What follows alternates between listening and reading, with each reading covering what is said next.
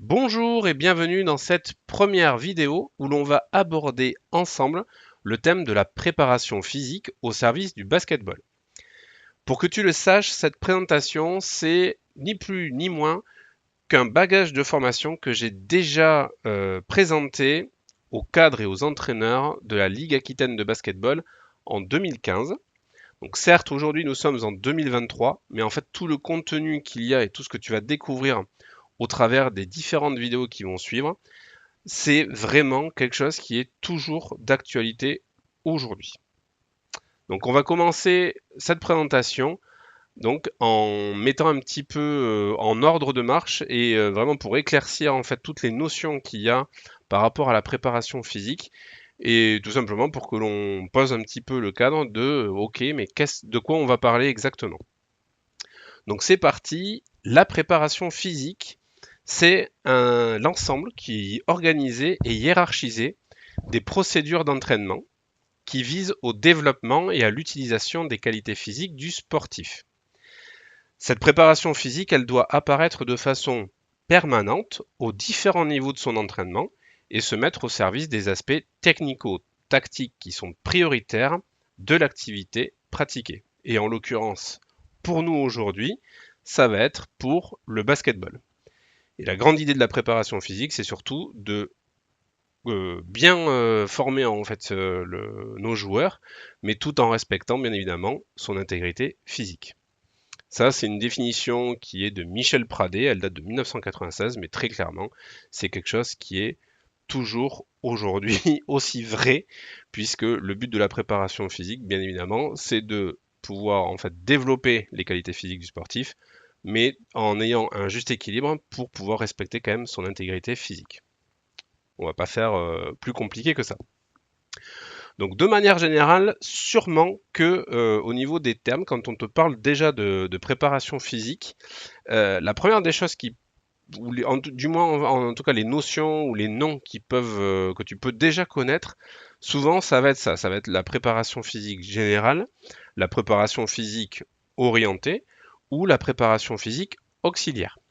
Donc ça, c'est vraiment un langage qui normalement est connu plus ou moins de tous, alors surtout le premier avec la préparation physique générale. Sauf que, en fait, ces termes-là, aujourd'hui, et c'était déjà vrai en 2015, mais ça l'est encore plus aujourd'hui, c'est que ces termes, c'est des termes qui sont complètement obsolètes et qui n'ont plus leur place dans la préparation physique, que ce soit à haut niveau, mais aussi au niveau amateur. Alors là, la première chose que tu vas me dire, c'est waouh, Alex, mais qu'est-ce qui se passe? Enfin, waouh, qu'est-ce que. Ok, c'est très bien que tu nous dis ça, mais alors pourquoi tu nous dis ça? Et du coup, qu'est-ce qui remplace en fait ces termes? Alors, rassure-toi, en fait, c'est que de manière générale, la préparation physique, à partir du moment où on est dans un sport comme le nôtre aujourd'hui pour le basketball, c'est qu'on ne peut pas parler en fait de préparation physique générale, puisqu'en fait la préparation physique, il faut qu'elle soit spécifique pour le basketball.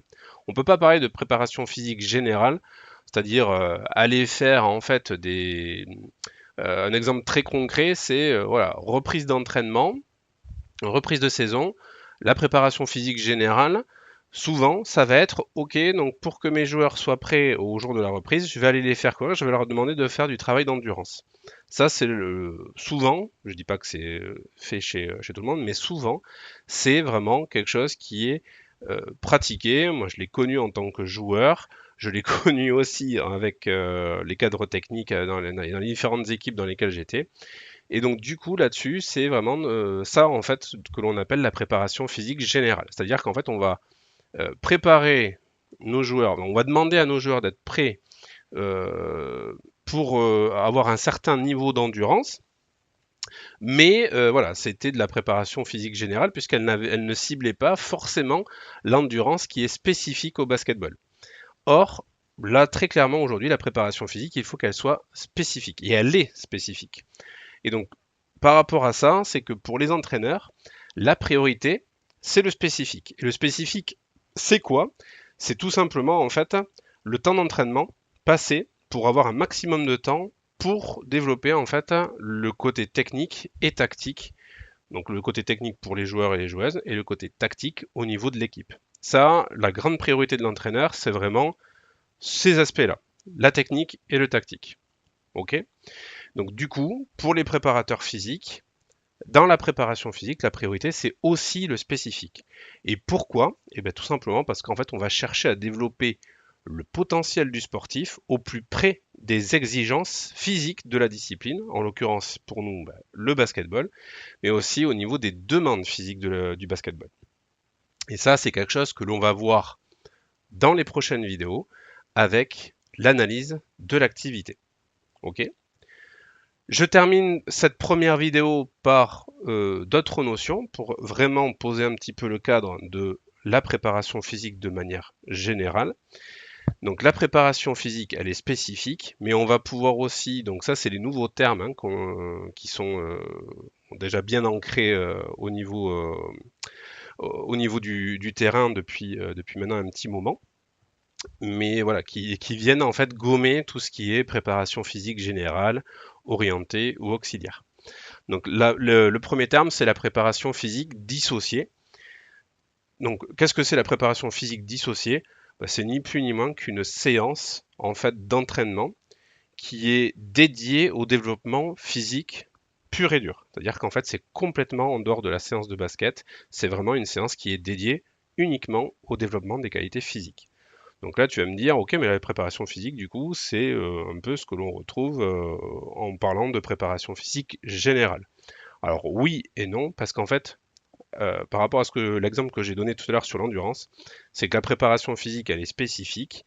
La préparation physique dissociée, il faut qu'elle soit spécifique également. C'est-à-dire que si on décide de mettre en place une séance d'entraînement pour le développement des qualités physiques, il faut que d'abord on sache en fait quelles sont les qualités physiques prioritaires à développer pour un basketteur ou pour une joueuse de basket et que tout ce travail-là, même si on fait une séance dissociée, et bien que dans cette séance dissociée, en fait, on puisse mettre en place des exercices qui vont cibler justement le développement des qualités physiques qui sont prioritaires pour le basketball.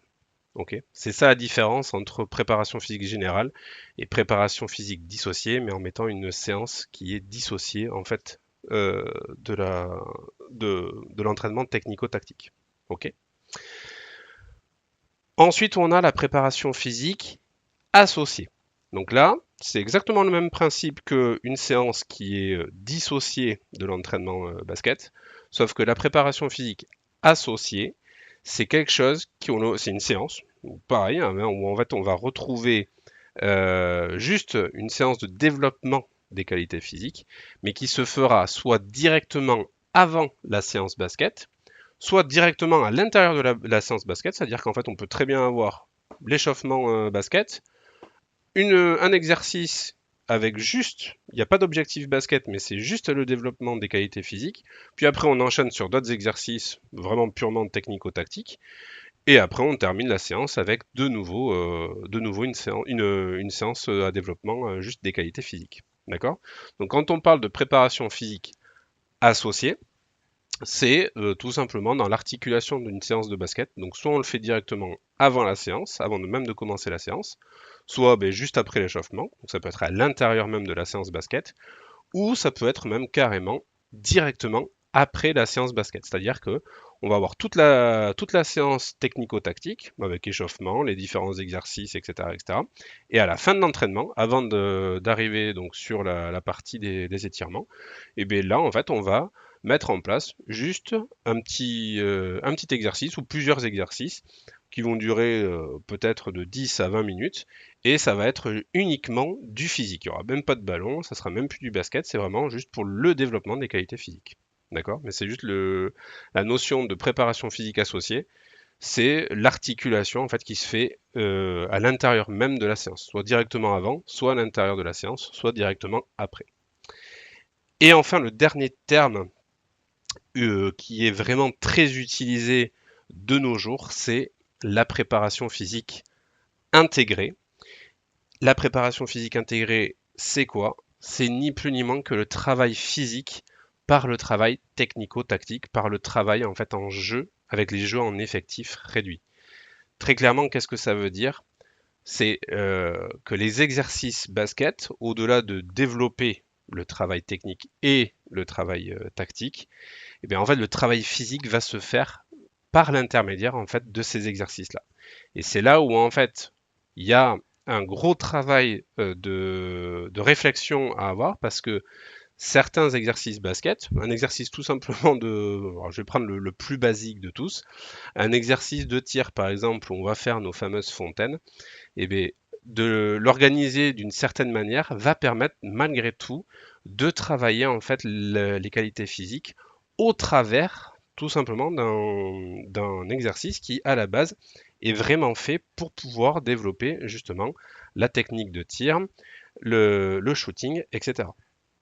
Ok, mais c'est justement que si on construit, si on arrive à construire en fait des entraînements et enfin des exercices plutôt d'entraînement qui vont développer les qualités technico-tactiques. Dans cet exemple-là, très précis, ça va être avec l'exercice des différentes fontaines pour travailler le tir.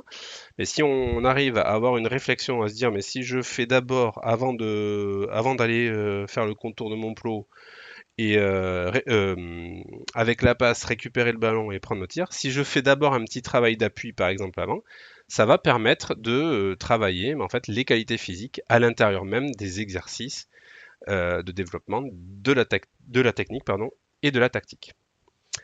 Voilà pour cette première vidéo qui prend fin. D'autres vidéos vont suivre bien évidemment. J'espère avoir été le plus clair possible par rapport aux différentes notions et définitions.